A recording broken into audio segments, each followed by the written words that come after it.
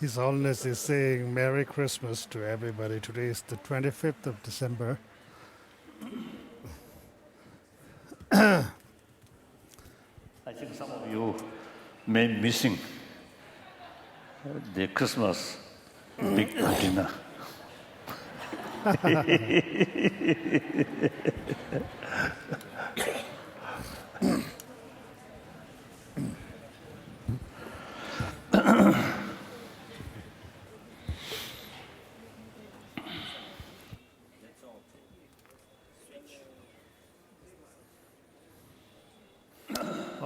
We are right now on page 154, and we're going to.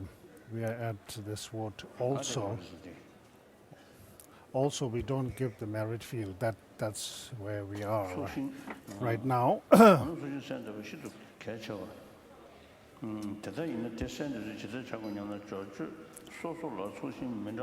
Thus, if petitioning the merit field is so crucial, you may now be wondering, how should I go about doing this? So I shall explain this process, beginning with the swift path version of the merit field, because each Lamrim text has its own version of the preparatory rites. At this point, you may be wondering, before I can begin the visualization of the merit field, I should dissolve the refuge visualization. How should I do this, since the textbooks are not clear on it? There are, in fact, three different Guya Samaja merit. Guya Samaja merit field also talks about dissolution of the merit field through the Mixima mantra.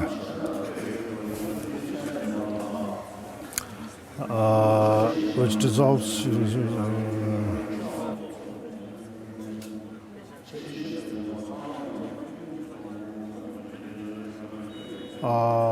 So there are, in fact, three different instructions on the dissolution of the refuge visualization. They are not discussed explicitly so as to give you some leeway.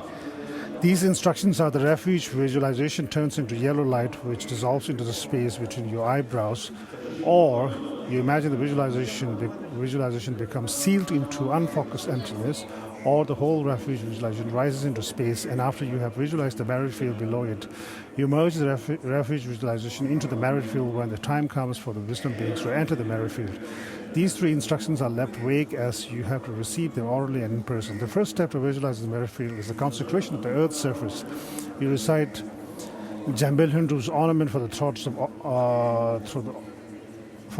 of the fortunate. May the ground everywhere have no pebbles, and so forth. Be flat as the palm of one's hand. Have the nature of lapis lazuli, yes, yet remain soft. You must not think all the following takes place within the confines of your room. You visualize that the ground surface is vast, as if you are in the middle of a vast plain. This surface is flat and either made of gold inlaid with designs in lapis lazuli, or of lapis inlaid with designs in gold. The surface yields when touched and recovers its shape when there is no pressure. Its very touch is blissful. The surface is dotted with precious trees, various magical birds in trees and sing of Dharma. There are pools of water whose bottoms are covered with gold dust. The whole plain is surrounded by mountains of jewels, and so on. Visualize in accordance with the sutra on the layout of the pure field. The pebbles also include rough stones and clay shards. People in India used to throw away old containers, and the country was littered with clay fragments. The surface is free. I used to sometimes say the magical scripture, magical text. We think maybe something outstanding. That's probably wrong, because Lama Tsongkhapa, as we said just now, he's greater in middle path Lamrim, and his commentaries on the middle path view, and his lecture setting on the perfection commentary on the perfection of wisdom, and his commentary on Tantra, and his commentary on Guya Samaja, Namsha Ripe Namshe, and then and his commentary on the Guya Samaj, Zogrim Jingwa said, which is a commentary to Nagarjuna's Rimga, and so on. These are actually the real secret lineage, or rather the whispered lineage, magical scriptures. We shouldn't think that there exists a magical text apart from these. That's a wrong view, because sometimes we have this trend to think that manga means the direct instruction is something very precious, and then the other teachings are less important. For example, Abhisamaya Alankara, the name itself is Tenjung Ombotoving, the instruction of the Abhisamaya Alankara. So this is really true. This is the real instruction, direct instruction of Asanga.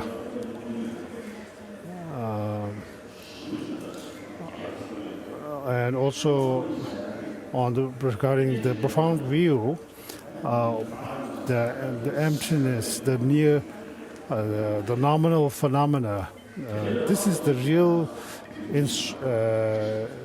instruction of Nagarjuna. There's no manga instruction apart from these. So if we say, still insist that there is a magical, sort of a profound, extraordinary instruction apart from this, then it's sort of it's a sort of a false idea. Tsongkhapa himself has said, we have already said this earlier, instruction doesn't mean something that lies away or apart from what is already said in the major the classical treatises. So we have to preserve the 18 volumes of Tsongkhapa and study them, and then implement what is said there into our path. So if we do that, then whatever is there, said to be there about this magical whispered lineage, magical text, is already there, and that is the practice of the whispered that text. That's what I think. So because when you study these texts, then that really moves one's heart, not in small measures, but in a huge, extensive way. So if you don't have good intelligence, then it's not your fault. But here in the 3 monasteries, we are studying for 20 to 30 years and extensively. Tsongkhapa has said that in one text, which said,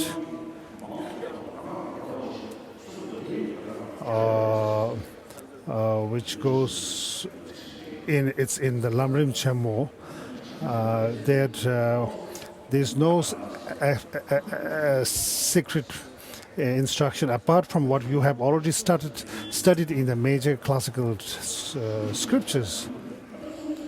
So therefore, whatever we have studied in the classical treatises, if we don't know how to implement them into our practice, then it's our mistake.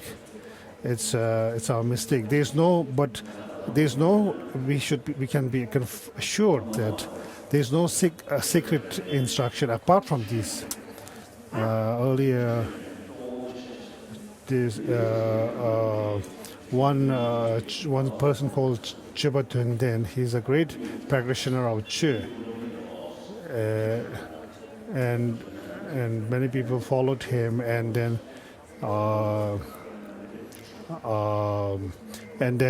it sort of affected negatively students' study in the 3 major universities, monasteries, and as a result, Dema Tongpo wrote a critique or criticized this.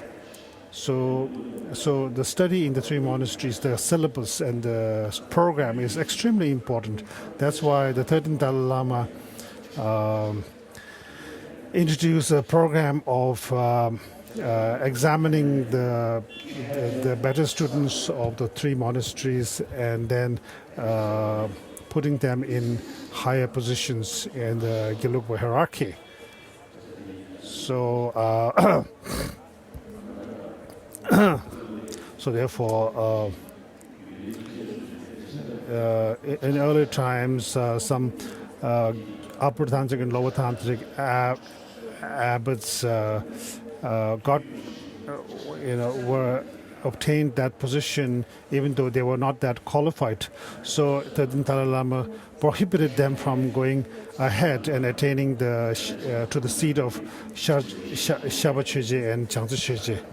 And then he introduced the system of promoting only those who are really good in the Buddhist philosophy and and the first among those that batch of scholarly monks who got promoted was Ganten Tipa Yeshiwonte, who later on became the Ganten Tipa. As far as the profound view is concerned, many Tibetan Lamas have written on the Tibetan profound view, but who can match their commentaries of Nagarjuna and also Chandrakirti's Siksel, which is a commentary of the Madhyamika Mulakarika of Nagarjuna. Extraordinary work. Who can match these works among... so therefore you students here, monks here, should understand and realize that you have the gem in your hand and should not waste it and utilize your opportunity properly.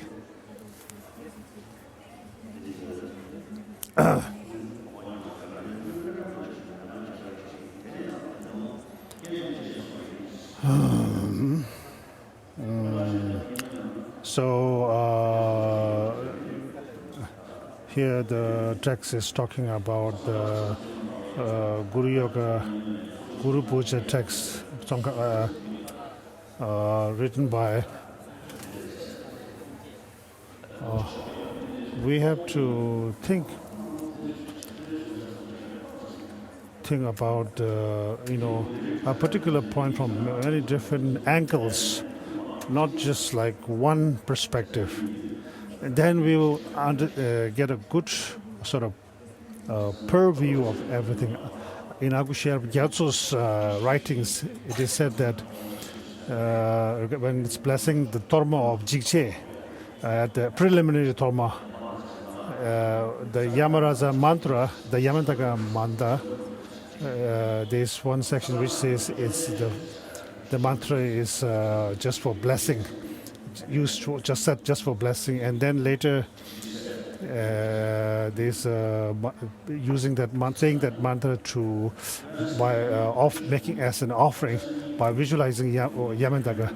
However, in the so he's following the Wensan Yingyu.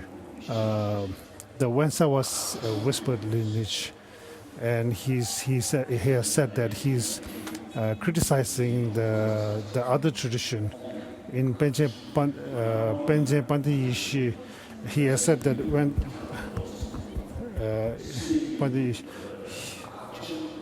he has said that earlier they are holding the Wensawa tradition and criticizing the Sikyu lineage, but nowadays nowadays we are we have adopted the Sikyu tradition also and mixed the two, and now we can no longer afford to criticize them. So the main thing is, even though we sort of interpret the meanings of some texts here and there, like Guru Yoga, like that, but when it comes to the real foundational treatises, the classical texts, we cannot interpret in different ways. We have to leave them right there. And Tsongkhapa is different, because when he interprets, sort of expounds on writes commentaries, he really based completely on Indian works.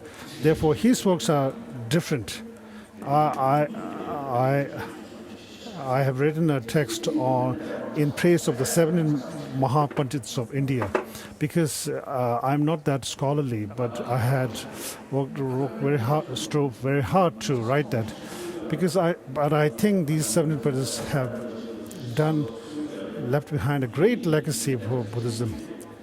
We make prayers to 17 arhats, but we don't have even a single text in the name of the 17 arhats. There's one written by Prince Rahula.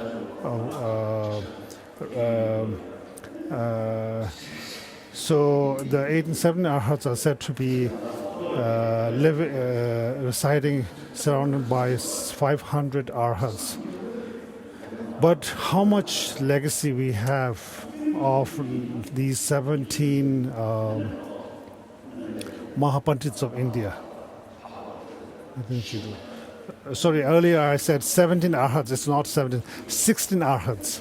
But 17 Mahapandits like Nagarjuna and Chandrakirti and so on and so on. So these are the great, they have done enormous deed for Buddhism, Buddha Dharma.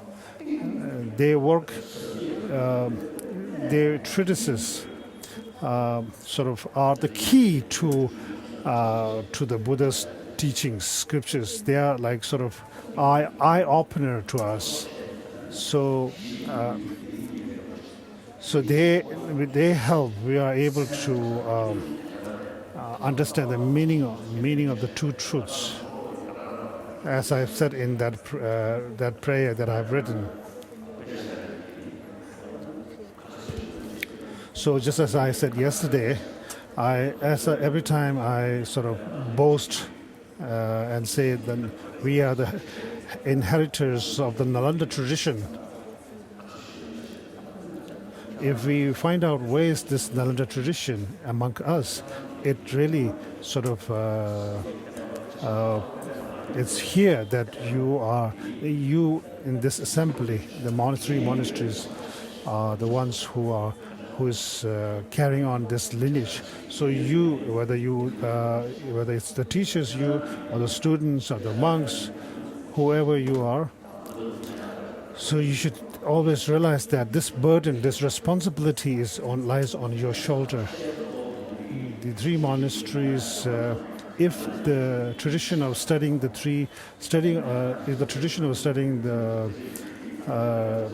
classical texts and treatises of the Nalanda tradition declines here, then the Nalanda tradition declines altogether.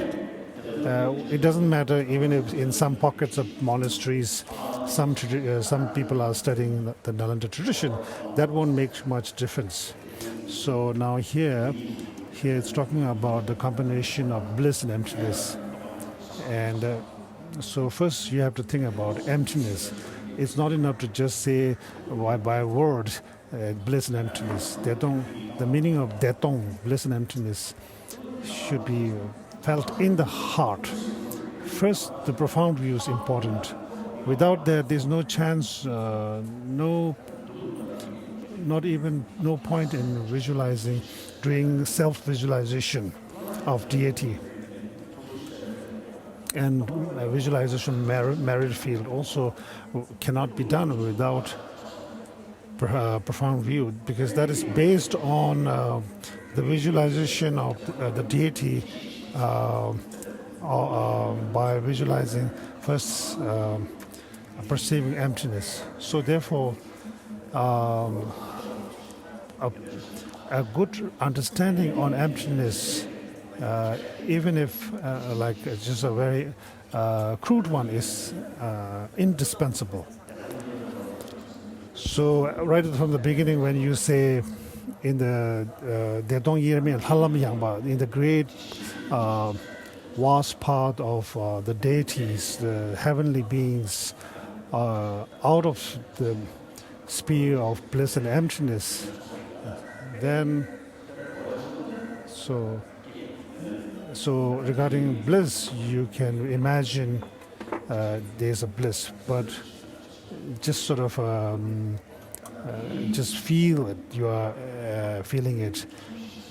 But the profound view must be there, at least, even if it's just a minute understanding. So when it says, okay, his honors stopped here. So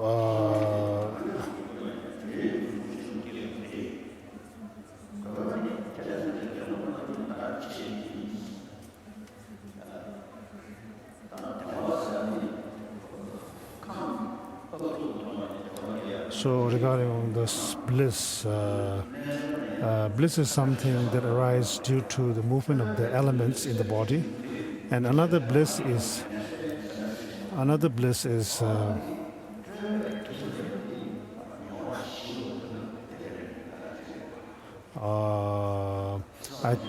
I think His Holiness said it's another bliss is the bliss of the dissolution of elaborations, the calming down of subduing all elaborations and meditating on emptiness. So His Holiness is right now on page 156. To practice Guru Yoga, you have to receive the instruction of Lama Sherpa, Guru Yoga. However,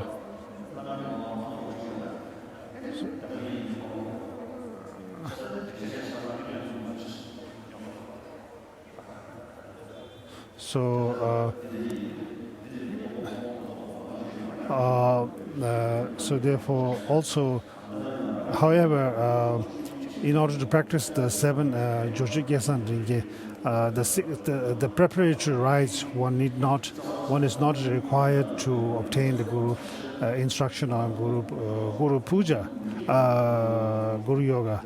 So there is some kind of a construction there, and that's why it is said that there's a sort of confusion there, and it's said that we don't know how to explain this.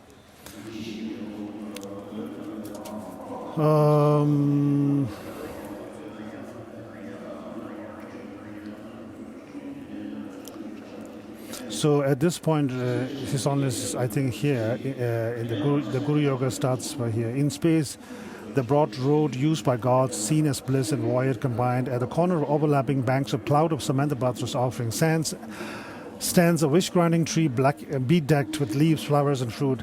At its summit is a precious throne ablaze with five colors of light. On this rests a huge lotus with sun and moon disk. On these sits my Guru, who is thrice kind to me. He is the nature of all Buddhas in aspect, a saffron-robed monk with one face, two hands, and a radiant smile. His right hand makes the Dharma teaching move, with the left the gesture of meditative absorption. While holding a nectar filled with begging bowl, he wears the three bright saffron Dharma robes. On his head is a yellow pendant's head. At his heart are Shakyamuni and blue Vajradhara. Of one face, two hands, holding bell and Vajradhara sits in union with Vishwari. They experience bliss and void combined. They wear precious ornaments and robes of celestial skills. At this point, your mind apprehends the primordial wisdom, inseparable bliss and emptiness. Page 157. Emptiness and appearance, and the appearance of this wisdom is made to take the form. So His Holiness is much further down.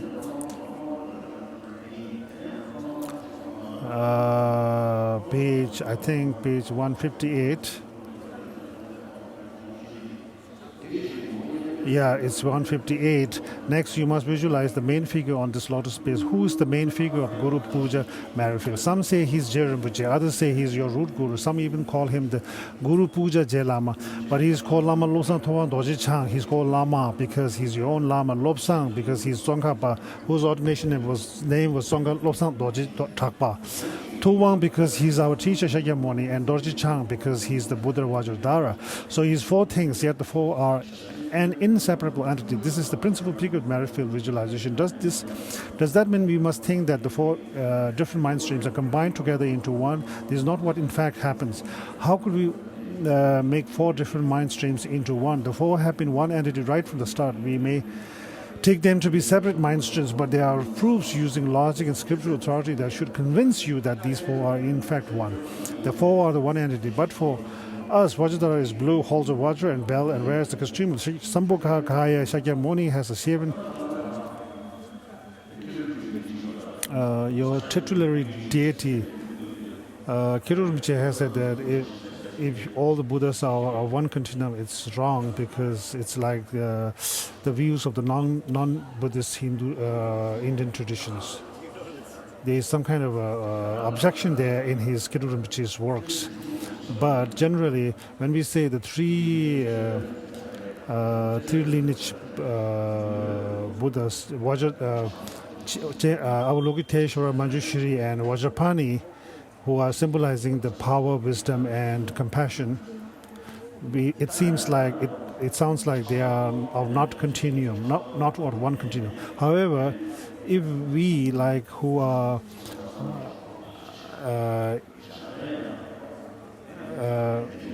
those who practice, rely on Vajrapani and attain Vajrapani state of Buddhahood, and then those who rely on Manjushri and attain Manjushri state of Buddhahood, and those rely on Avalokiteshvara and attain Buddhahood. And when they attain Buddhahood, their continuum should be different. This is Kirur said that. But at the state of Buddhahood, their qualification are same. Their continuum are different. So this is one way of saying. However, when we're talking in the context of Guhya Samaja, like the principal deity in this mandala and all the surrounding entourage deity, assembly of deities surrounding him, are in reality of one entity, one continuum. This is a sort of one way of explanation done because the practitioner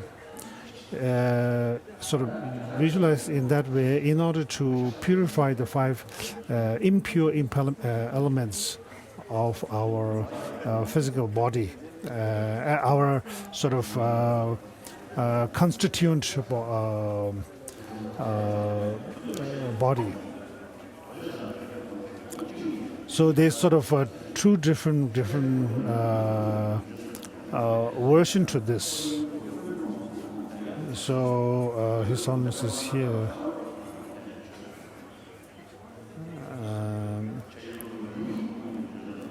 When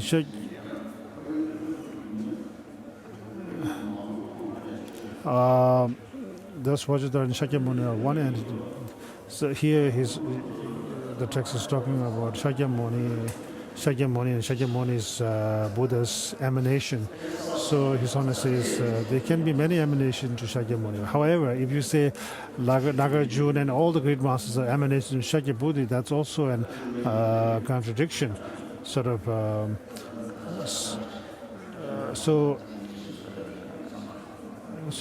the Buddha, some of them may be emanations of Buddha, and some may be like individual persons who follow the Buddha's teachings and then attain extremely high grounds and paths and attain Buddhahood. So they could be different types. But even after this, he appeared. Okay, I'm reading. He appeared many times in India as pandits and adepts and taught the Dharma while in these forms. During the first dissemination of the teachings in Tibet, he appeared as Shakyashada Rakshita, Padmasambhava, etc., and taught the Dharma. In the second dissemination in Tibet, he manifested as many scholar adepts in order to teach Dharma, Atisha, Jatsangapa, and so on. So Jetsongapa Losan Tapa 2 is Shakyamuni by nature. So Buddha said that Shakyamuni Vajradhara in the future would take the form of gurus when the 5 degenerations prevail. So you may be wondering who then is the emanation of Shakyamuni Vajradhara, and that is supposed to be working new now for my sake. His Holiness is referring to one line here. Look no further than your guru, the Shri Kasama Tantra says. All these beings are the embodiment of the 5 dhyana Buddhas, appearing like actors or a faithful portrait. That none as great bliss is but one. The one experienced in varied guises. You can take this quotation in many ways. It could apply to the isolation of the body level of the completion stage, or you could apply it to the way you should devote yourself to your spiritual guide as follows. Supposing a leading dancer puts on the black hat costume and then makes his entrance, people will say, here comes the black hat, yet it is only the dancer. Then he goes off and puts on the Dharmaraja mask, becoming the Dharma protector Yama. And when he re-enters, people will say, that's Dharmaraja. But it's only the lead dancer himself. Though we designate him with different names, when he dons each different costume, he's still just a lead dancer. The victorious one, the Vajradhara, similarly appears in the aspect of Shakyamuni, Jetsongapa, or your own guru. Their different aspects aside, they are one entity. You should visualize the main figure of the married field with like conviction. This figure has been given the name Lama Losan Tuan Dojichan because he's even more. As it says, he's by nature all Buddhas. You must become convinced that the Guru is an entity that includes all the Buddha's primal wisdom embodied in the one physical form. I will discuss this in some detail in the section on devotion to a spiritual guide. Without a proper understanding of these things, your meditation on the Guru Yoga, no matter how profound, will only be a pale reflection. We find in the great stages of the path, which says one should understand the foregoing to be the famous instruction called Guru Yoga, but nothing will come out of it if one meditates on it only a few times. The recitation refers 3 kinds of kindness. According to the Sutric tradition, they are giving vows, transmissions, and discourses. In the Tantric tradition, they are giving major initiations, explaining the Tantras and giving instructions. We say thrice kind because one received all 3 from the one Guru. Externally, the main figure takes the form of the victorious one, great Tsongkhapa, a monk clad in saffron robes. They say this particular saffron of the robes he wears is approximately the color of the ruddy duck. His right hand makes the teaching Dharma gestures. The left hand holds a begging bowl full of nectar while making the meditative absorption gesture. The thumb and the forefinger of both hands hold the stems of blue lotuses, or utpala. The petals are level with his shoulders. The sword of wisdom is tipped lightly aflame, stands on the fully blossomed flower on his right. A copy of the 8,000 words perfection of wisdom Sutta sits on the lotus to his left. This book speaks its content. You could also imagine the text is the one you are specializing on in your study, contemplation, and meditation. The 3 robes he wears are, so these are talking about the dress, the costume, the Lama Losan Tuan Dojichan, the principal personage in the married field, it has donned. So His Holiness is much further down than me. Page 161.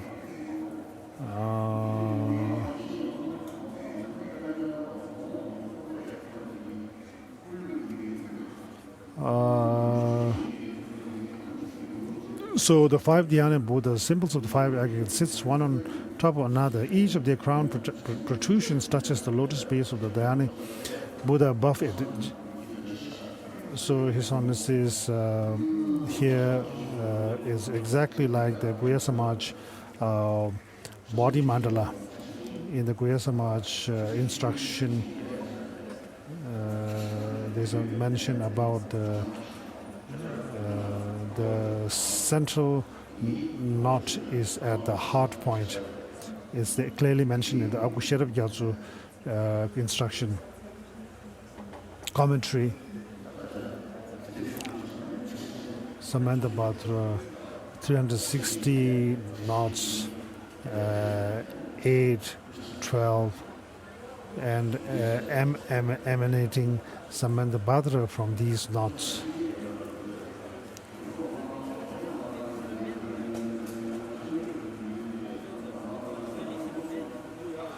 So His Holiness is here, I think, on page 162. Samandabhadra sits on his 8 major joints. Actually, I said not here. The real words is joints. The recitation does not explicitly mention the 5 Vajra consorts, Vajra Rupa, etc. But as in the Guhyasamaja body mantra, they are in sexual union with some of these male bodhisattvas. The text says his skin pores are arhats. These arhats are not Shravakas and Patiyek Buddhas, but they are Mahayana arhats, that is Arya Buddhas. In fact, each of the main figures' pores is a Buddha field. Think that in these fields, infinite numbers of Buddhas are performing the 12 deeds. Some of them are subduing Mara, others are turning the wheel of Dharma, and so on. This is the meaning of the expression. All Buddha fields appear in a Buddha's body. One of the Avalokiteshvara Tantra tells us the name of each Buddha field in these pores, as well as the name of the Tathagata who decides that you should apply this information to all the Buddhas. Most of the text gives the number 21,000, but the actual number is not so fixed.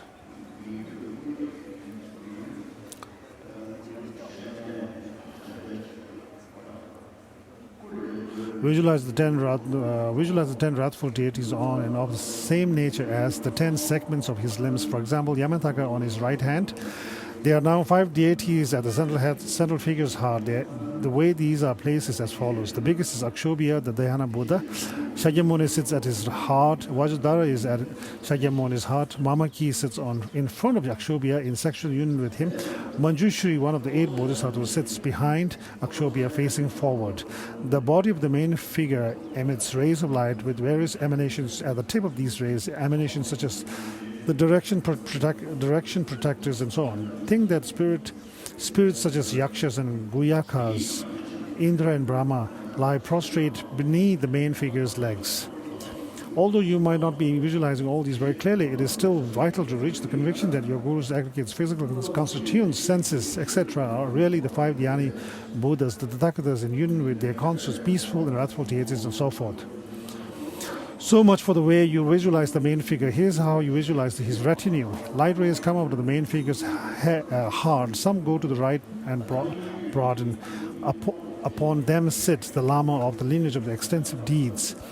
Others go to the left and broaden for the Lamas of the lineage of the profound view. Some rays go out front for the Gurus who have taught you the Dharma in person. Others rays go behind.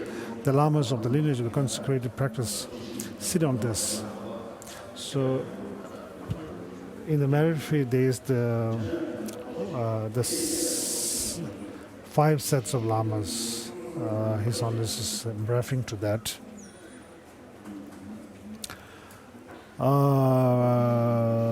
But on a slightly higher level than the other groups. Now, there are many profound points I could make on the way you arrange the members of the lineage of consecrated praxis. The most famous members of this lineage are Vajradhara, Tilopa, Naropa, Dombipa, Ardisha, and so on. But as Duwan Gyazo pointed out, in the profound extensive lineage itself, there is an unregenerated continuous stream of blessings from one Lama to the next. One therefore need not visualize another lineage. Khadulosan Gwamjung, on the other hand, claimed that the consecrated practice lineage consists of members of the Guhyasamaj Heruka Yamantaka lineage. Jengawan Chamba and Lama Yongzi Rinpoche claim it is composed mainly of 2 lineages, the 16 droplets of the Gadampa Tantra and the Geluk confidential lineage. Some of the terms used here are rather bit awkward because the translator has used in this text terms like Geluk confidential lineage. So His Holiness is again saying here,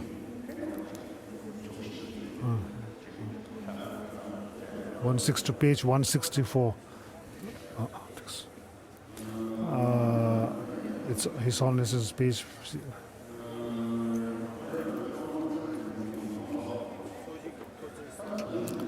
His Holiness says if someone is doing self-entry ritual one have to visualize all the mandala and the deities inside in the front, not yourself in their form. In a Guru Yoga commentary written by Kansa Dorje Chang, there's a self-entry ritual. I received this instruction from Lamrim and I practice that, recite that every day. And here in that, I visualize the entire Yamantaka mandala and the deities in the front.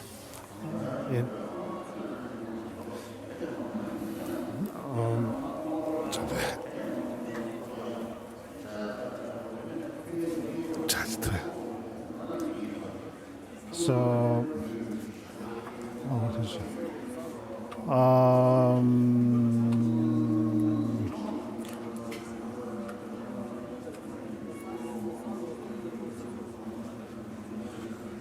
I think his honest is right here. Syllable letters, by nature, the three Vajras, body, speech, and mind, are visible on the 3 points of the bodies of the Merrifield figures. That is, a white Om, the nature of the Vajra body, and Vairocana Buddha, and on the crown of their heads, a red A on their throats, and a blue Hum at their hearts. Although the recitation texts do not explicitly say so,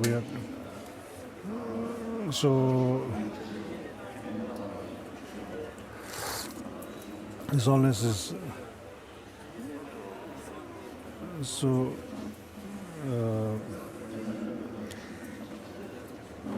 if you can imagine that all these deities in the front, you have visualized in front of you, are not inherently there, but rather they have all appeared from the void of emptiness and bliss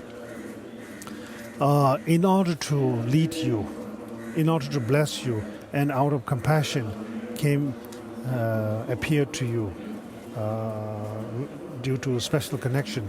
If you can imagine in that way, it has a special sort of a purpose in moving your heart and inspiring faith, great devotion and faith in you.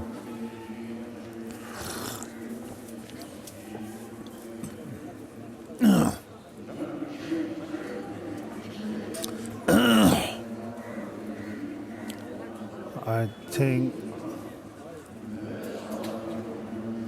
160, His Holiness is 165, page number 160.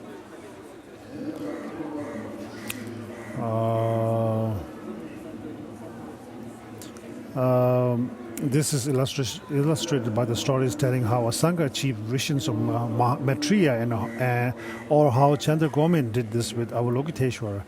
So the sages come before us as effortlessly as the moon's reflection appears on the surface of water in a pot. As soon as we begin to visualize the miracle, the Buddhas come to us, but we do not see them. Similarly, we do not see, for example, the Nagas and spirits living in the water holes and wayside shrines. Still,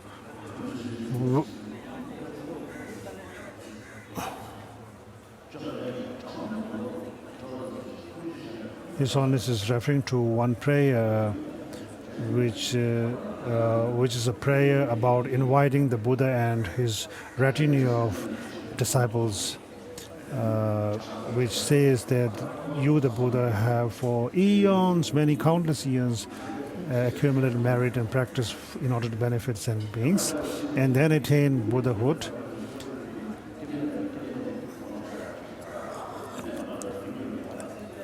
So, and then in order to, so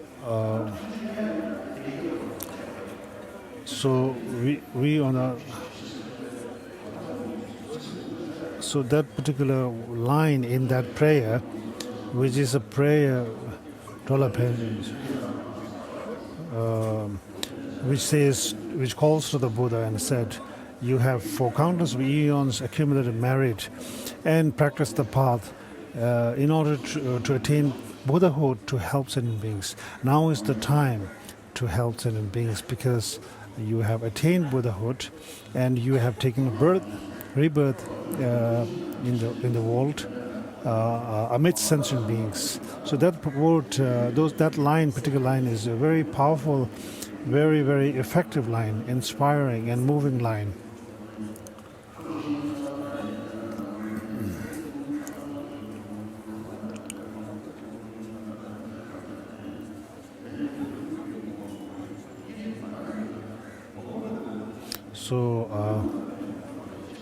So all these married field and commitment beings, samaya beings, our visualization of Buddha, visualization of the married field, and then the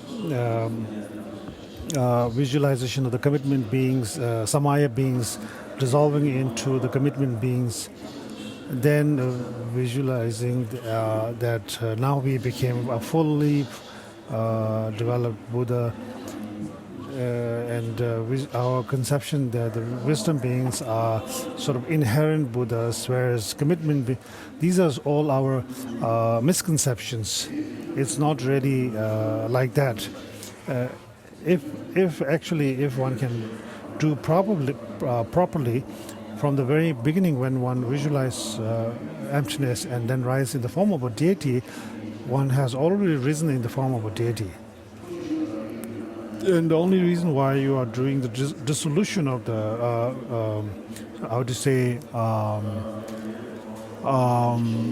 the inviting the wisdom beings and dissolving them into you is to sort of reinforce that visualization.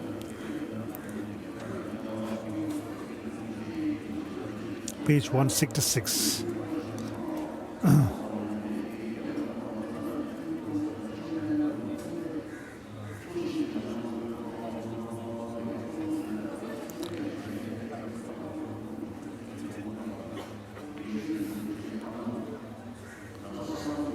It's now talking about, the text is explaining about making offerings and offering bath to the merit field and the Buddhas and the merit field. So it says a bathing pool is in the center of the building. The bottom of the pool is of crystal covered with a layer of gold dust. The center raised slightly higher than its edges, like a turtle's shell. The remaining architectural details conform to the usual descriptions in the highest yoga tantras. They are the required number of wooden platforms or thrones to accommodate the members of the merit field. Walkways lead to these thrones or platforms. In each walkway, like that. I usually don't consider these things that important. Later on we will come across one reference to Domdamba's. He wears sort of a belt around his waist, which sort of makes 6 rounds to symbolize the 6 perfections. So this is in the mandalas. There is no bathroom actually, but we offer a lot of make a lot of offerings of drinks and foods to them, and the deities in the mandala we also visualize as having the excretory organs. So at the same time, we don't visualize bathrooms in the mandala. So these are kind of like a little bit slightly strange, and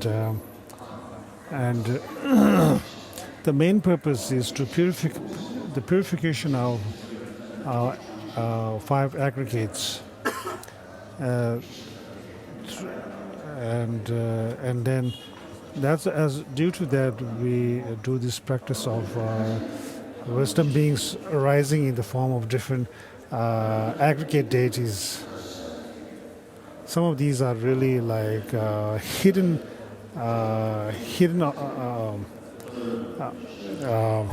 phenomena. So therefore, studying the sutra and the general Buddhist standard philosophy and logic is very important, and which explains on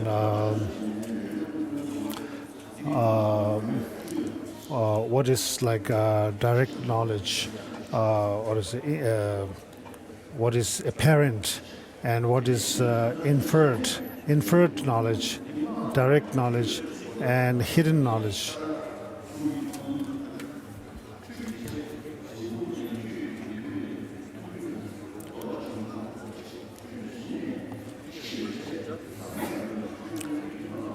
So page 167.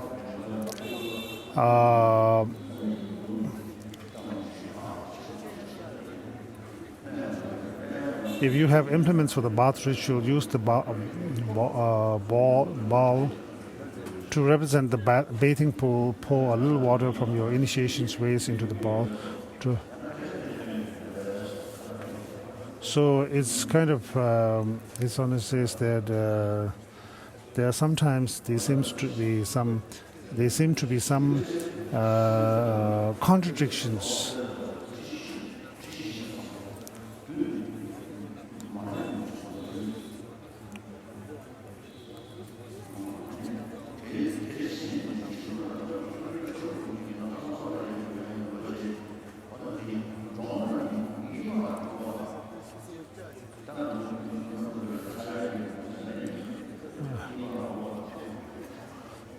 Here there's a reference to Dom Tempa. It says that Dom wears animal skin cloth and wears a belt around his dress, which makes sort of 6 circles around his waist.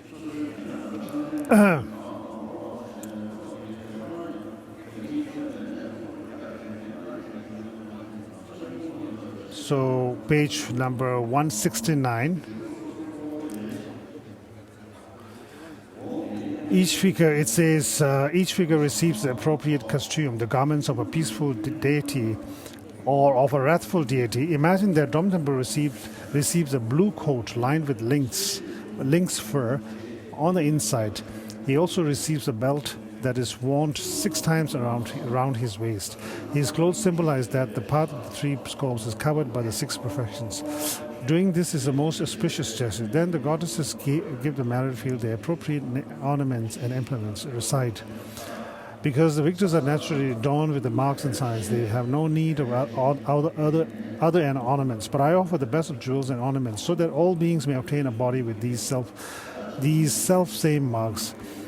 The figures then go up to resume the places while you recite. Because you, Bhagavans, love all beings and myself, I ask you to remain through your magic powers as long as I still make offerings to you. The old clothes left on the jeweled niches by the deities before they enter the bathhouses turn into light, which dissolves into you between your eyebrows. Alternately, you may imagine that a representative form of each of the 6 types of rebirth comes forward to receive his share of these relics. 6 gutters come out of the bathing pool.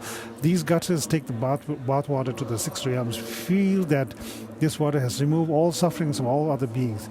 And also, as human beings are so insatiable, visualize that the water turns into goods to supply every imaginable human needs. Then think that the bathhouses, etc., dissolve into unfocused emptiness. Next is page 770, offering the 7-limbed prayer and a walled mandala, practices that contain all the key points for accumulating merit and self-purification. This is the title. Then the text reads, Geshe Döba said, while you accumulate your collections of merit and purify yourself of obscurations, if you think that you are conscientiously petitioning your gurus and deities, even though you think these things will never happen, not in 100 years they will happen. So this is for all conditioned phenomena. They do not remain static. At some point you will develop them.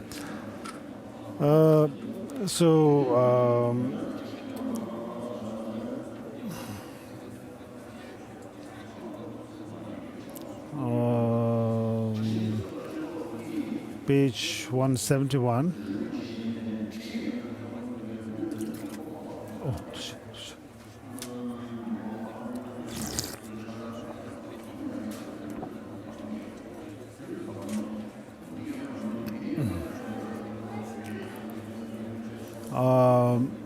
So the first limb homage, we are on page 171. There are three types of homage: prostrations of body, verbal homage, and mental homage. In the royal prayer of noble deeds, it is said, to all the Tathagas of three times, those lines among humans, to be found in the 10 directions of the universe. I pay homage to each and every one of you with cleansed body, speech, and mind. With this powerful prayer of noble deeds, I prostrate before all the victors. Imagine I have as many bodies as there are atoms in the universe. According to the written teachings on this prayer, each body you could emanate should have infinite. Regarding prostration, in the Indian tradition, when we watch them, they what we call as falling down like a trunk of a tree. They are doing prostrating in that way. So that is the right way to do. That means the whole body sort of lying lying on the floor and then getting up. If this does not appear to you easily, it is enough to imagine that all the bodies you have been born into since beginningless time, but in human form. The prayer continues. On each atom there are as many Buddhas as the universe has atoms, and those Buddhas sit among bodhisattvas. So too do I believe that all victors fill the expanse of all phenomena. This verse means that every Buddha in existence can sit upon a single tiny atom. Suppose 100 people look simultaneously at one barley grain. That one grain occupies the eye consciousness of 100 people. The primal wisdom of all Buddhas can similarly be occupied with a single atom. The Buddha's physical body is also found on any atom engaging that Buddha's primal wisdom. This is a property of the unification, and is because their mind and energy winds are always found together. Prayer continues. I sing of the qualities of all the victors with an inexhaustible ocean of praise, with a great ocean of every melodious sound, and thus I praise all Sugatas.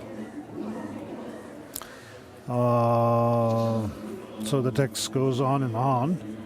I think we are on page 173. His Holiness is on page 7.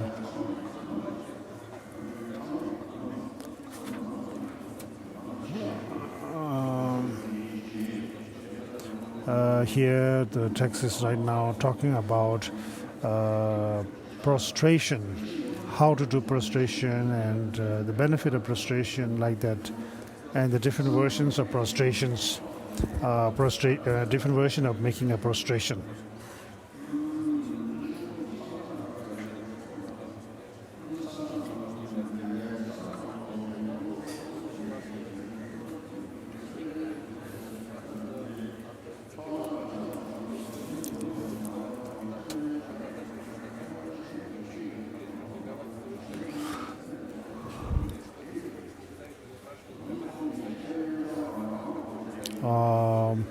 I think some might claim I'm going to do my preliminary retreat and then take shortcuts when they do the 100,000 prostrations. This is wrong. You must build up your accumulations and purify your obscuration. Your obscurations, page 175, right up until you reach enlightenment. Now this is a practice combination of Sutra and Tantra. So therefore,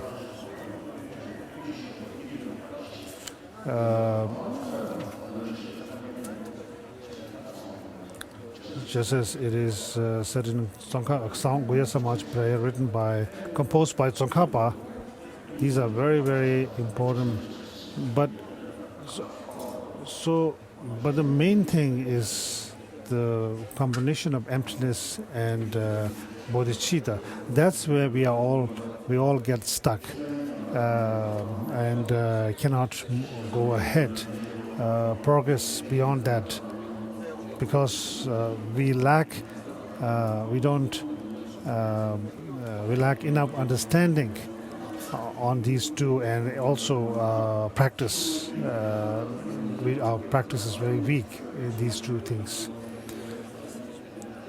Page 175.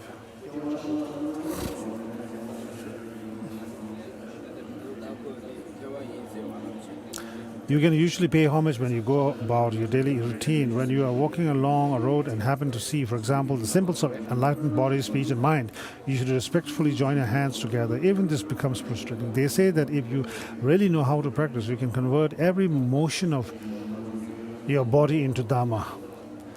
The second limb offering now is the second limb, which is offering. The royal prayer of noble deeds continues. I offer the victorious ones exquisite flowers, choice garlands, the clash of cymbals, the best of lotions, and of parasols, of oil lamps, and choice incense. I offer the victorious ones exquisite robes, the best of fragrances, mounts of incense powders, high as marrow, a sublime array of matchless things. All these peerless, expensive offering I imagine for all the victors, to all the victors. In the Bodhisattva Charya, Junju also, there's mention of a vast, diverse, different kinds of aspects of offerings.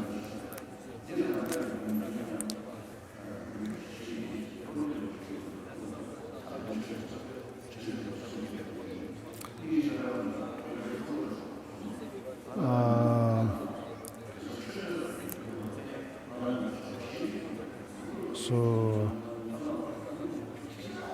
supreme offerings are the most sublime emanations of Buddhas and Bodhisattvas, which they produce through their bodhicitta and prayers. Though we cannot make this kind of offering, there are things we can offer.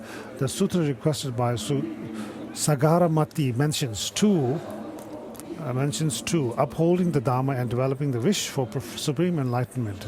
The white lotus of compassion. His Holiness says our sort of this habit of consulting horoscope or consulting astrology to embark on a mission or some kind of project is a great mistake. And also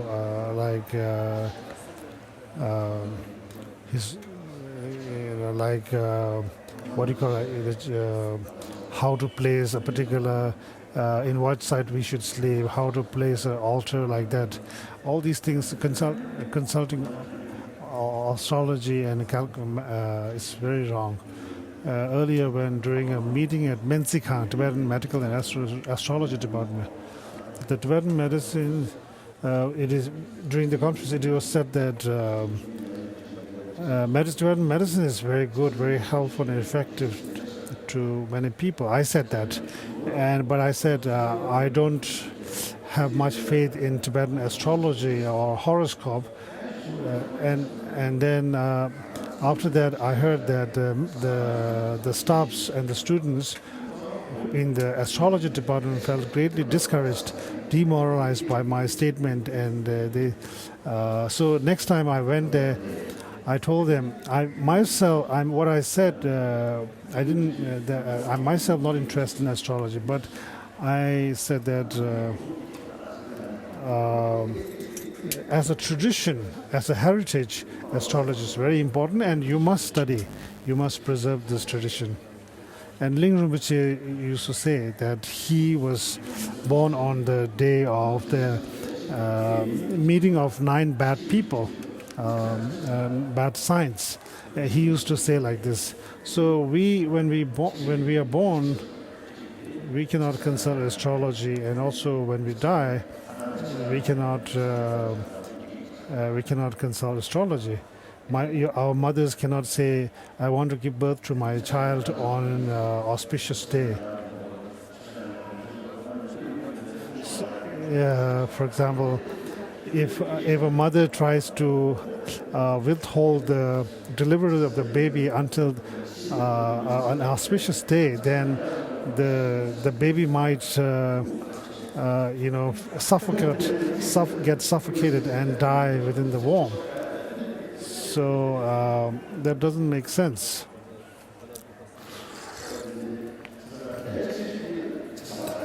So we cannot consult astrology or wait for a good date on the two most important days of our life, birth and death. So, but if here among this crowd there are staffs from the medical and astrology department, you know, don't feel demoralized because I'm saying so, because it's your. This is my personal opinion, and you as an expert in astrology must preserve this tradition for the sake of keeping an ancient tradition, keeping alive an ancient tradition.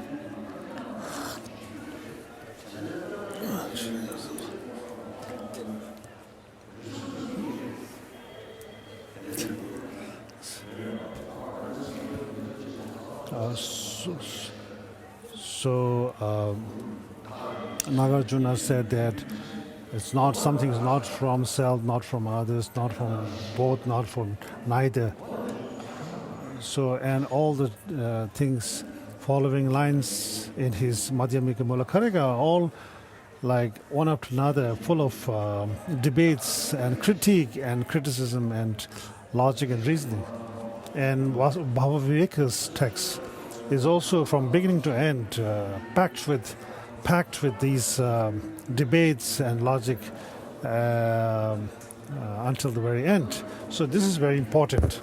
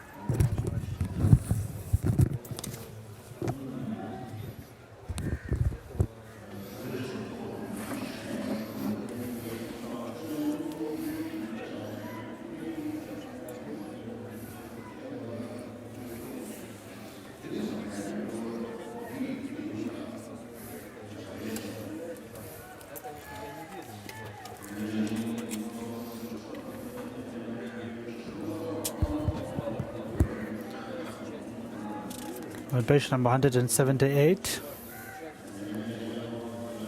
you offer a volt mandala at this point. Manjushri's own verse differs from the sweet part and the easy part Lamrim's. According to these last two texts, you make your offerings first, then offer the volt mandala. Manjushri's own verse says we should offer the volt mandala first. This follows the practice of making a first offering to the Guru and so on. Mandala in Tibetan is gilkor. Kil or center implies essence. Kor or circling implies extracting. Thus the word mandala means to extract the essence. This has great significance. Each sheaf, however, should conform with your karmic propensities, so square mandalas and the like are acceptable.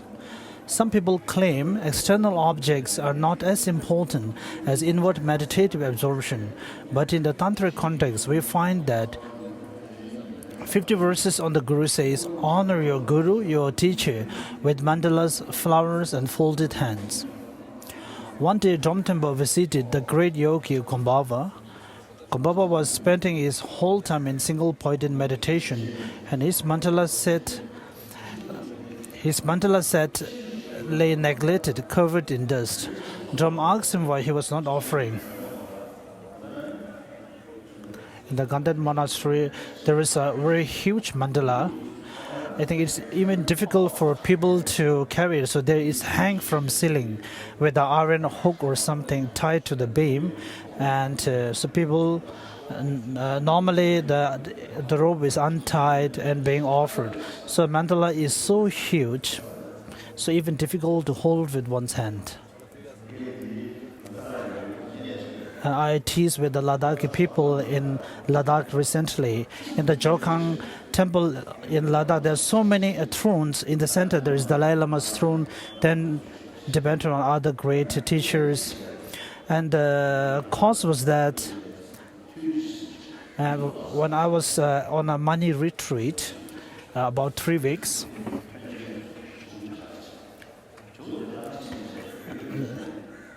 Later I went there. So inside the main statues, of course, the Lord Buddha. So beside the Buddha statue, there's so many statues. And when I went to make some offer, so I have to sit before my own throne. So today I came to see the Buddha, but not my own throne. So my own throne seems to be more important than the Joe's statue.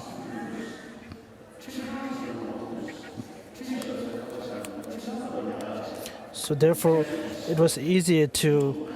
So later, so with this, sorry, there was interruption in sound. So recently, when I went to that temple, so all the thrones were removed, and it was easy for me to see the statue of Buddha, and I could prostrate before that. Then I told them, so your throne is similar to the Mongolian tradition, just hang it on the ceiling.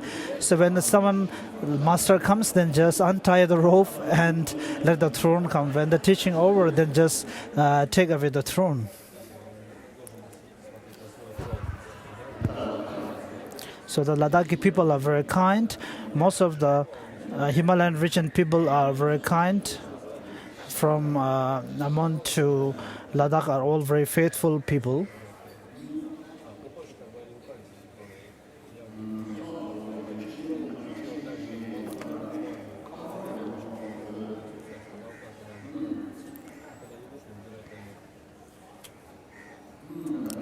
Page number 178, the second last para.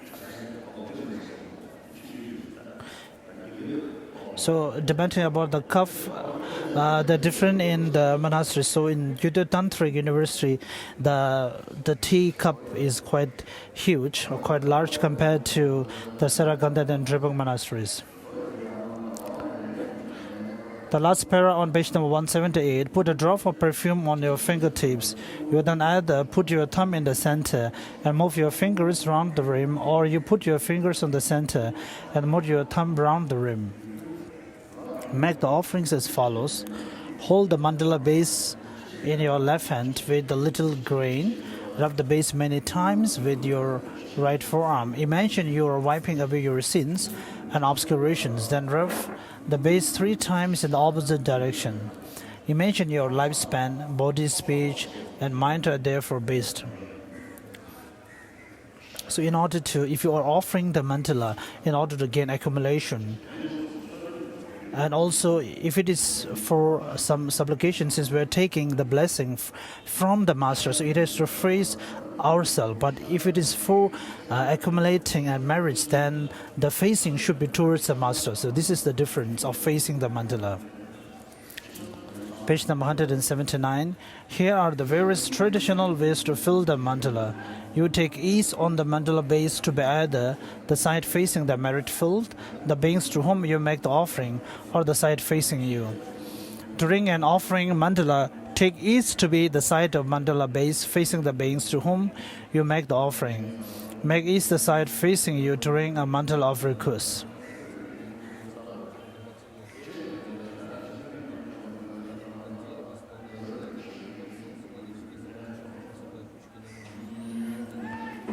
Continue on page number 179. The oceans and Mount Meru are surrounded by a circle of iron mountains. At their center stands Mount Meru, which is made out of 4 kinds of precious substances. The earth continent is white, the southern blue, the western red, and northern gold. Imagine there are vast quantities of precious mountains and the like on each particular continent.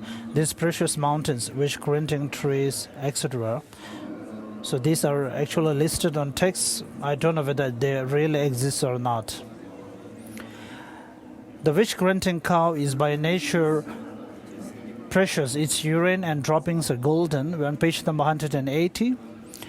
The unplucked wild crop is a husksless rice and so on. If harvested in the morning, it has grown again by evening. If harvested in the evening, it has grown again by morning.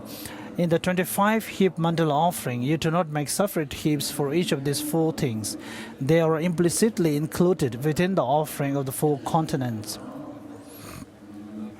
The 7 precious symbols of regal power are mentioned in the Venu, made of gold from Jamboa Ocean. These 7 things float in space, occupying the cardinal and subdirections between the continents and Mount Meru. So the most important thing is we could offer anything, whether we own it or not. So this is the most important.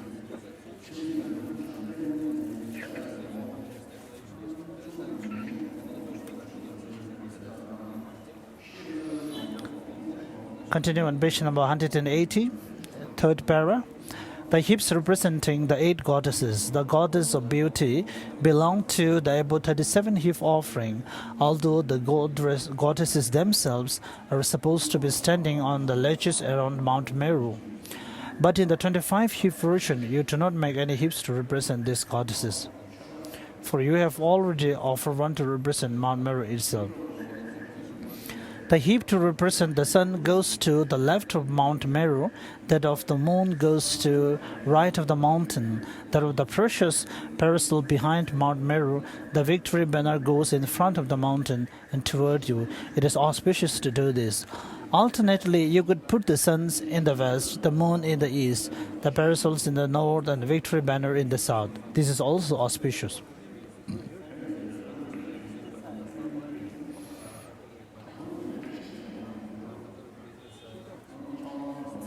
Page number 181, second para. Daburamshi says in his verse on the mandala, Brahma and Indra and the vow holder are the offering assistants. That is, he is saying you should imagine Brahma assists you. If you hold monks and nuns' vow, if you do not have these vows, you must have a fully ordained monk and Brahma helping you. But Mount Meru and the 4 continents were formed out of sentient beings' collective karma. You therefore do not need the help of Brahma and Indra to make the offering. The complete whole system of Mount Meru and continents are an environmental result of your own share of that collective karma. Visualize 1 billion sets of Mount Meru and 4 continents if you can imagine this visualization. If not, it is enough to visualize just one complete world system. If you offer the mandala properly, you gain the benefits of actually offering the 4 continents, Mount Meru and so on.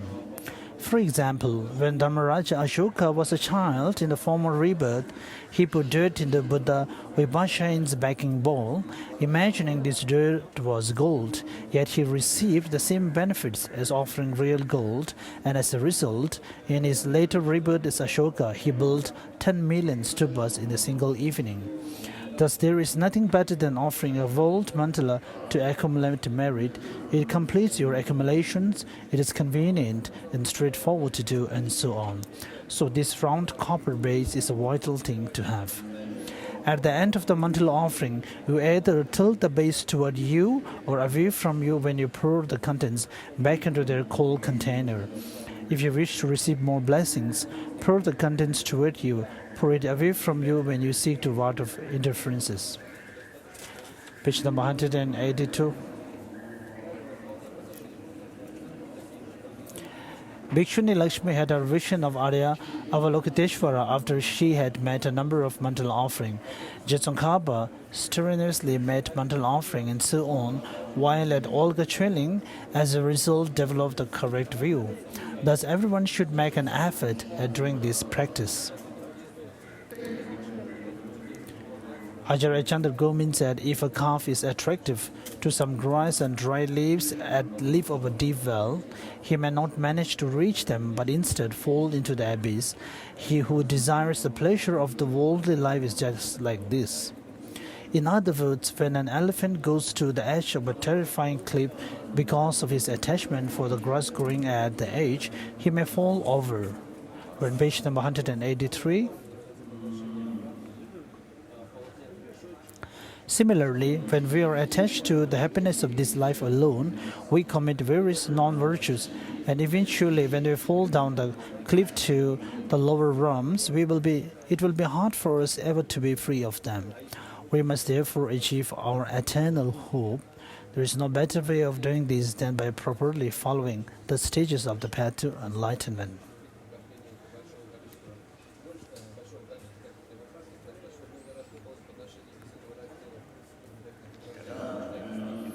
We must set our motivation by thinking, I shall achieve Buddhahood for the sake of all sentient beings. So I shall listen to this Lamrim discourse and put it into practice. The meditation session is divided into 3 sections, the preliminary rites, the main part and the conclusion. There are 6 preparatory rites. The 5th of this rite is offering, the 7-limb prayer and the wall mantala. I have finished discussing the second of the 7 limbs. The 3rd limb, confession of sins. We do not develop in our mind stream any new realizations we have not already developed, and those who have already developed are degenerating. Our sins and obscurations are responsible for this. Further, our sins will be responsible for all the unfortunate things in this and our next life. If we do not want these things to happen, we must expiate our sins. Through confession, we can purify infinite amounts of karma, even the heinous crimes or great sins, whose result we will normally have to undergo. The Vaibhashika system of tenets claim that one cannot purify such things, but the Prasangikas claim that one can. In Nagarjuna's letter to a friend, we find whoever was once reckless may later become scrupulous. They are then as calmly as the cloudless moon, just like Nanda, Angulimala, Ajatashatru, and Samkara.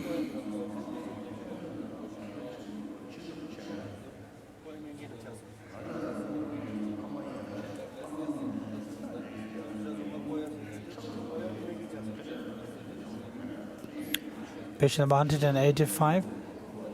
We may be ordained, for example, yet leaving aside any major vows we may have broken, we not only break our other vows with the frequency of raindrops and a cloud burst, but also say that this does no harm.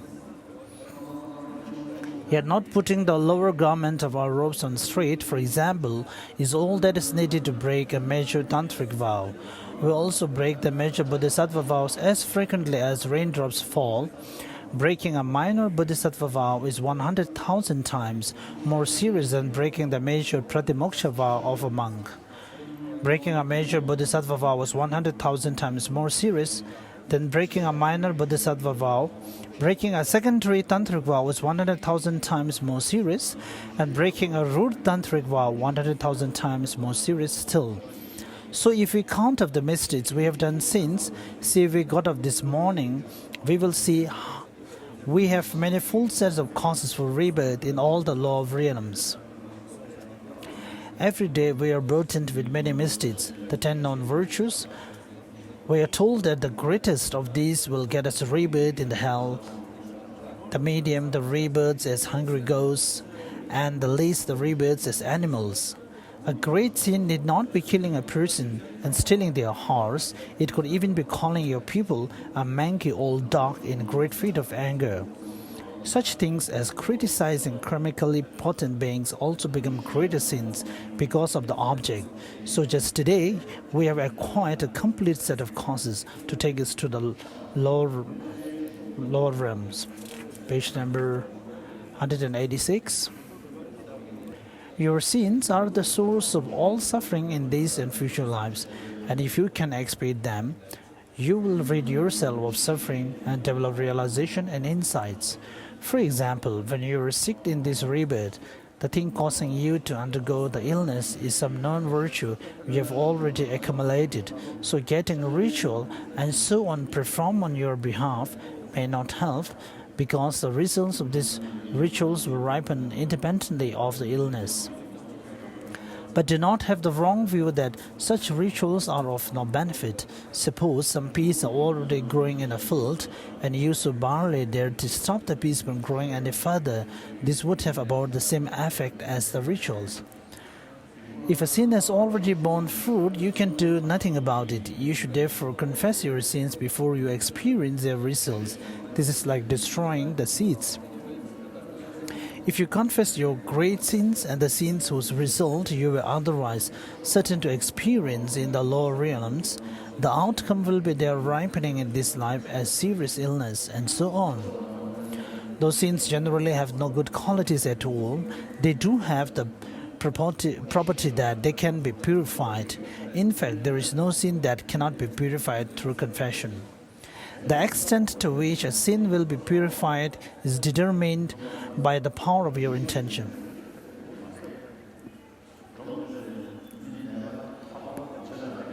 So Tom Temba has the illness of leprosy, but naturally he did not have the illness for himself, but he was assisting and helping many people who have the leprosy. Therefore, he got the illness. And to Cuban, when he was staying in Sari region, he looked after very poor people, especially infected with leprosy, and those near ones he was helping them. And there's such accounts of histories.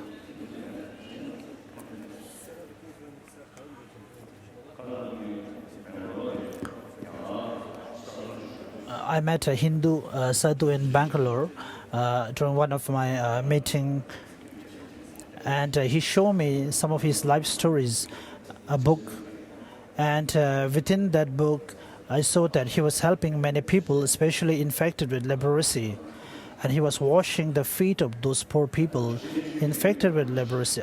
Of course, if it is related with worldly concerns, it is different. Otherwise, that is really something that we have to be appreciated.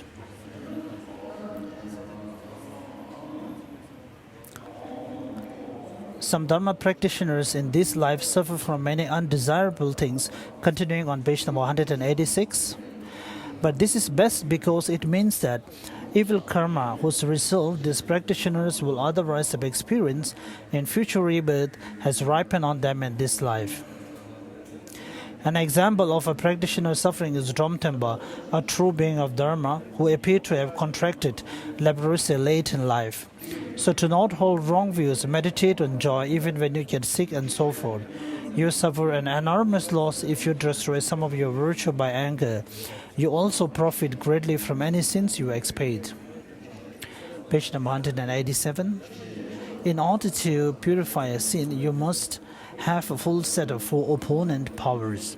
The power of the basis is recognizing exactly to whom you will make confession. However, in our tradition, it means that because you accumulate a sin, so when we refer to the three poisons, so they are the main cause. So, of course, when we make a confession with respect to the suffering that we have, especially suffering. But as a practitioner of Buddhists, we have to even see the negative side of those karmic results, those karmic imprints that it may even bring us to the higher realms.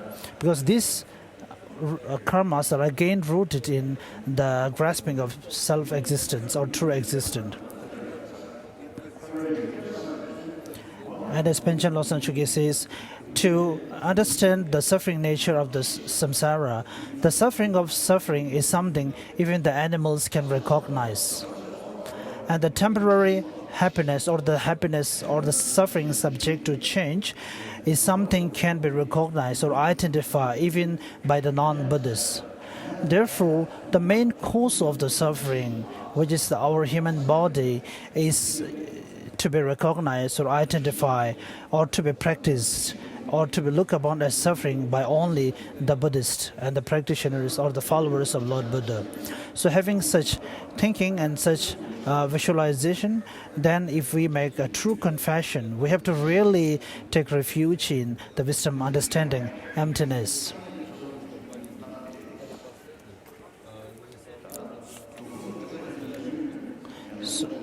So when the poisons of the ignorance and the attachment and delusions overpower us, it's not only that we are reborn in the hell realms, but within the samsara, even with this body, we are born again and again.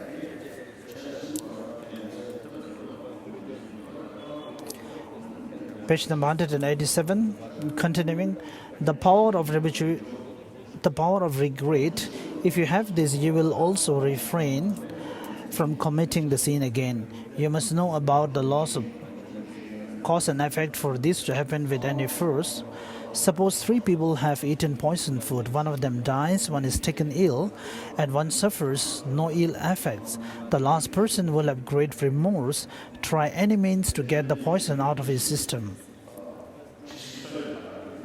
Lord Buddha has also instructed us vows to be taken for whole life, and also given instruction about taking the vow only for one day, so which are really very clever and very appropriate teaching. So if one is not able to take the vow for whole lifetime, then of course there are a set of vows that we can take even for one day.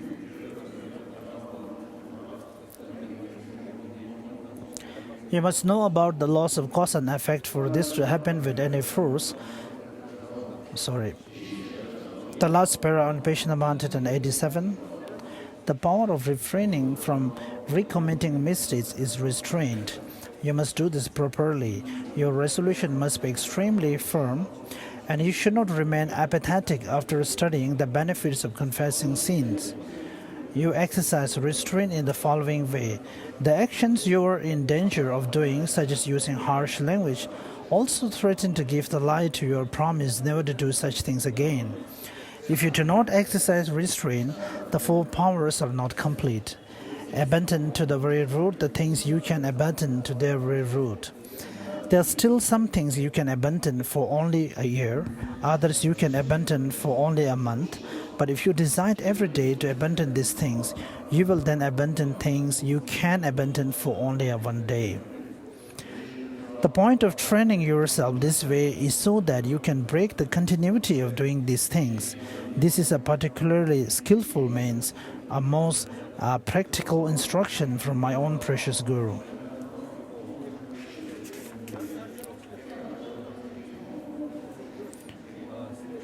Page number 188.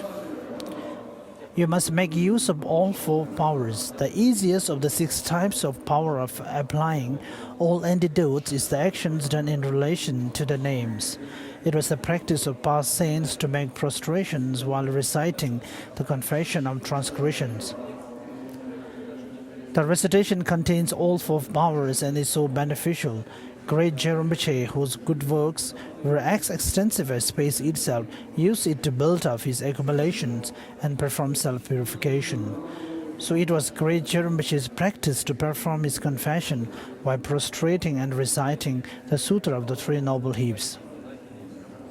Even great adepts like Namkha Jensen of Lotak purified the obscuration this way.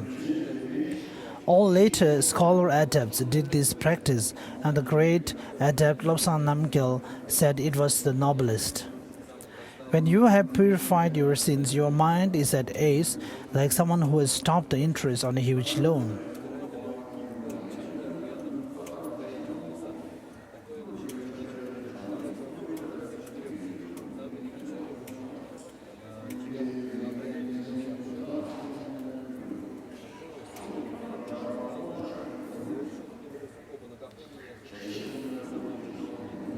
Page number 189.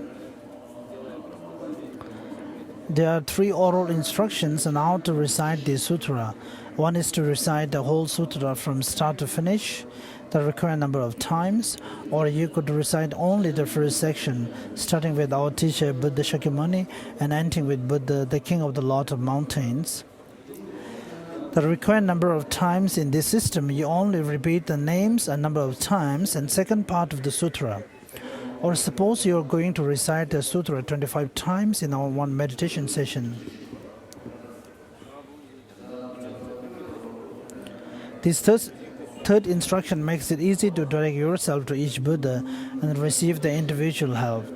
As in the second system, after you have finished reciting the names, you need only go through the rest of the sutra once.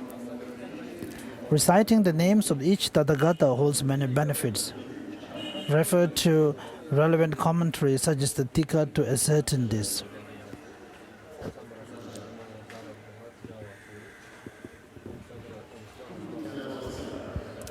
I think you all are not focusing to the text. So it's correct.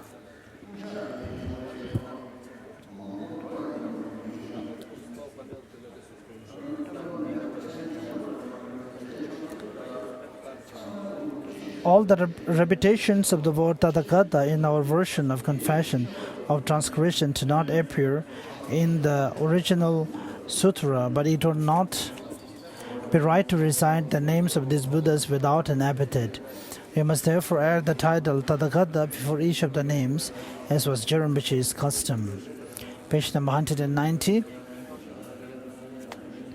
You should then recite the general confession, or the like. This text says attachment, hostility. As in the classical treatises, their causes are the three poisons. The three doors are body, speech, and mind, and their nature would then be non-virtuous. When the confession of transgression says, I confess each and every sin, it means this is a way to confess transgressions of each of the three types of vows. Next para. The fourth limb, rejoicing. Rejoicing is a bodhisattva's practice, so it is difficult for us to do it even a little in our thoughts. But if we do this well, there is no better way to build up our accumulations. Once Surata, the beggar, rejoiced at the donations King Prasenajit made to the Buddha and his Charvakas. The beggar received more benefit than the king. As Je Tsongkhapa says, to give great impetus to your accumulation from the merest effort, they say best to rejoice or virtue.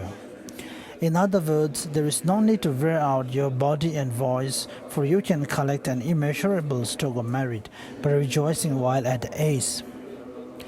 King Prasenajit once asked the Buddha for teachings on some dharma that will be convenient for him to practice while he pursued his royal duties. He was told to practice three things: to rejoice, develop his bodhicitta, and dedicate his virtue. But one's rejoicing must be without any jealous thoughts or competitiveness. If someone with dislike does something virtuous, we say out of jealousy, they're only doing it for form's sake. It is of no benefit at all. We should not do this. If we ordinary monks, for example, rejoice properly, when our roommate performs 100-fold offering ceremony, we are sure to receive some benefit. If his level is lower than ours, we will receive twice the benefit that he did. If he is our equal, we get the same benefit. Even if he is higher, we are still certain to get half. What could be more profitable? And if we rejoice in the deeds of past Buddhas, Bodhisattvas, and so on, we will receive a tenth of the benefits they gained because their mind streams are much higher than ours. If we elaborate virtuous practices for the whole of our human lifespan,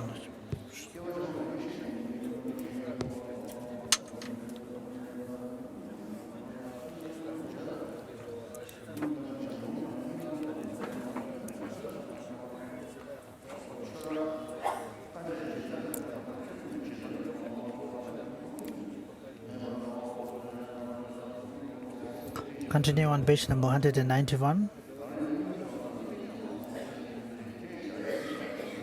The royal prayer of noble deeds say, I rejoice over all merits of the victors, of the 10 directions, of their children, the Pratikya Buddhas, still learners, and normal learners, and every other being.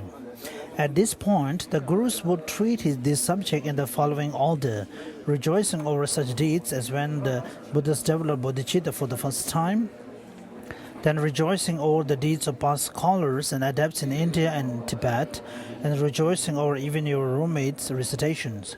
However, there are two ways to meditate on this limb: rejoicing over your own virtue, rejoicing over the virtue of others. This has two subheadings: rejoicing over the virtue done in your past lives that you can discern by means of inferential valid cognition. Rejoicing over your virtues from this life that you can discern by means of direct valid cognition. Page number 192. You have received a good physical rebirth in this life. Look at the favorable conditions you have inherited for Dharma practice and think, over and over again, in my rebirths before this one, I must have upheld my ethics, practiced generosity, patience, etc., and done this extremely well. Because you were unmistaken in a previous life about how to do something meaningful for yourself, your present life is this magnificent, optimum human rebirth of yours. So now, O monk, you Now just what rebirth your next one will be like. Some saints in the past said, your precious past life gave you your present precious human rebirth. So current precious monk, don't throw your future over the precipice. If we examine our present mode of behavior, you can see where you will be reborn in your future lives. We did not ask people with clairvoyant powers to perform divination and so on. Recall all the virtue you have personally performed, any recitations, any generosity, any service you have performed, any of your study, contemplation, or listening, the rigors you have endured at any public ceremonies or debating practiced, and how you have upheld your ethics. Then, without the feeling of arrogance, rejoicing over these things, your root virtues will lessen if you feel proud. This is the sort of calculation you should be doing.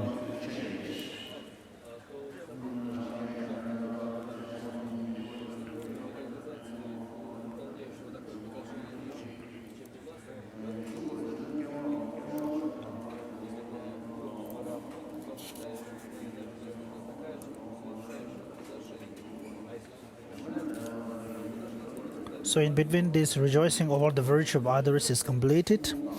The fifth limb requesting the wheel of Dharma to be turned is also over. Now we are on page number 194.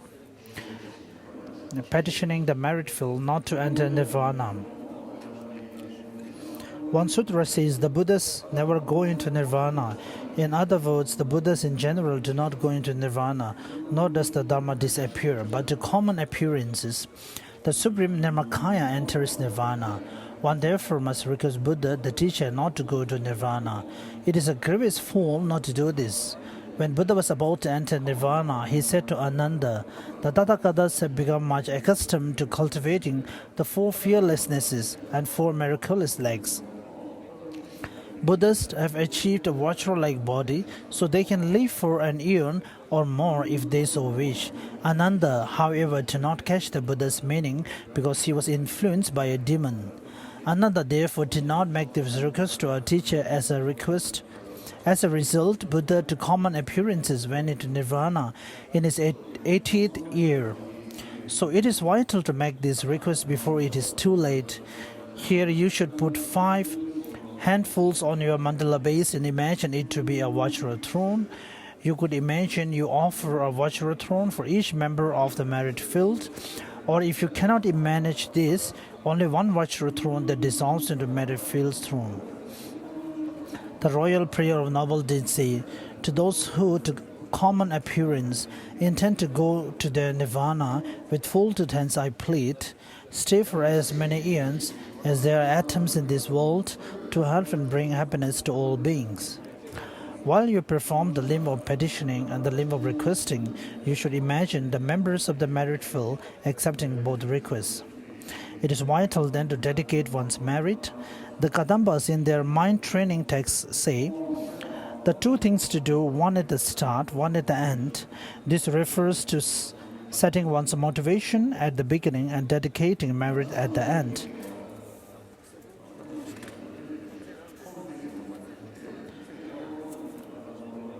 Dedications are necessarily a form of prayer, but for a prayer to be dedication, there must be something to be given in dedication.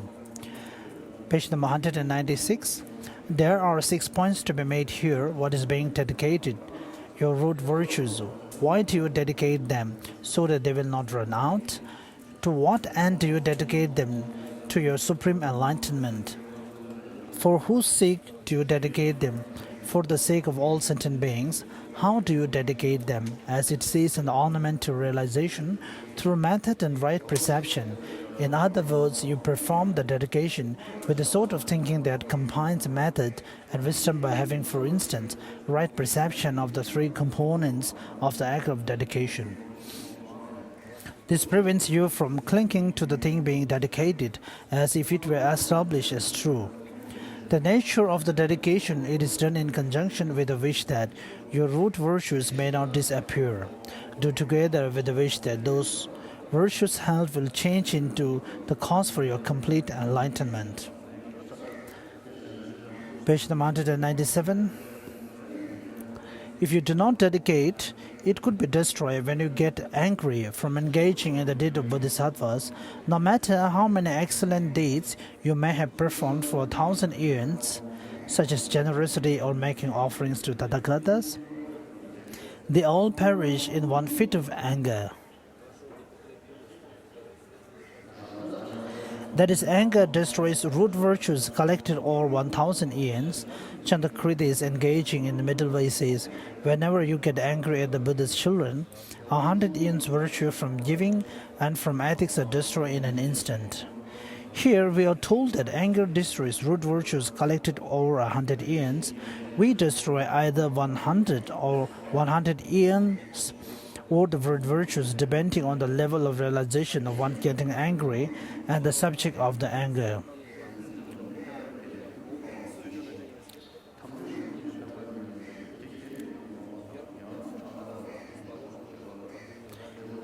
The means to prevent one's root virtues from destroyed by anger is discussed in the sutra requested by Sakura Mati, just as a drop of water poured into a great ocean will not disappear until the ocean runs dry.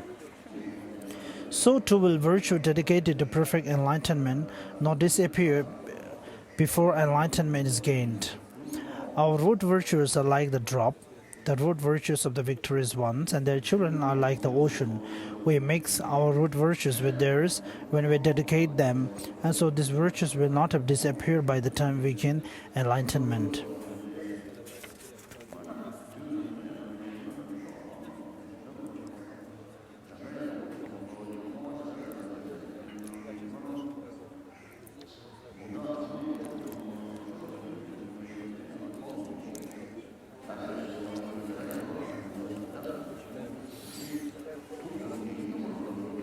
Page number 198.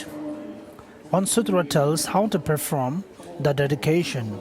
Share them with all sentient beings. Ornamental realization says the dedication to full enlightenment is the most supreme of actions, and that which has the objectless aspect is characterized as unmistaken.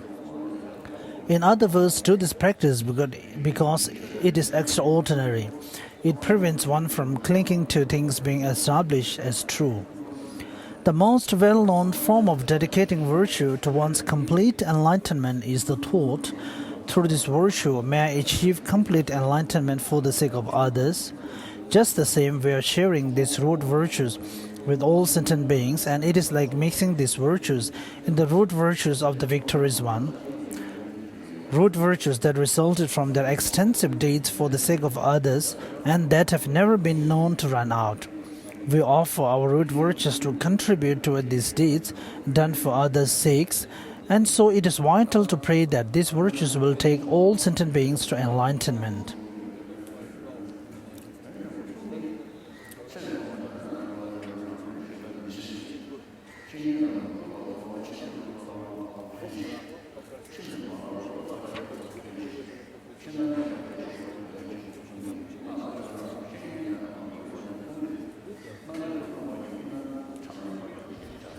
Page number 199.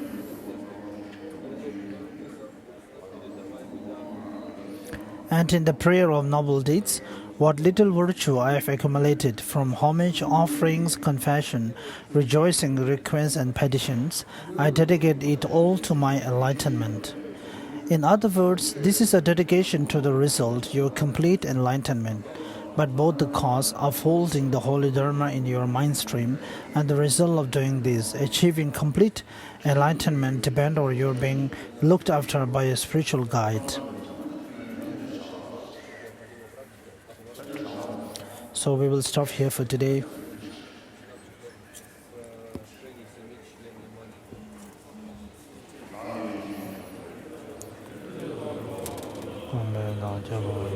By the merits accumulated by giving teaching, may Buddha's teaching live for long.